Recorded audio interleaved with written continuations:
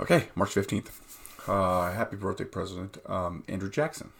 Andrew Jackson was born in an area in the North Carolina, South Carolina border area, and so there's some question of whether he was born in the current South Carolina or the North Carolina, because he was down in that area. And actually, there's two locations down in that area that claim to be the possible birthplaces of Andrew Jackson. He was born in 1767, so he's the last president born before the American Revolution. He was actually wounded in the American Revolution. He was a courier.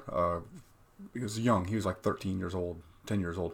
But he was like a courier and was slashed by a British soldier across the face because he wouldn't clean his boots. So he's one of the few presidents that were wounded in the American Revolution, although he wasn't a soldier at the time, so he's not counted as being wounded. He served in the House of Representatives briefly, served in the United States Senate briefly. He was a justice on the Tennessee Supreme Court for a period of time. Obviously served in the military, fought in the War of 1812, becoming very famous nationally for the Battle of New Orleans and defeating the British in New Orleans, which actually happened after the peace treaty was signed, but it still made him very famous. So he ran for president in 1824, losing to John Quincy Adams.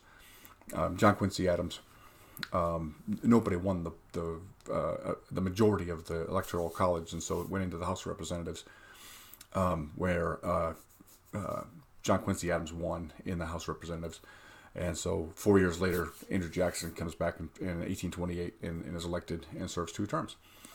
So that's what I have for you today. Happy birthday, President Andrew Jackson. I will see you tomorrow.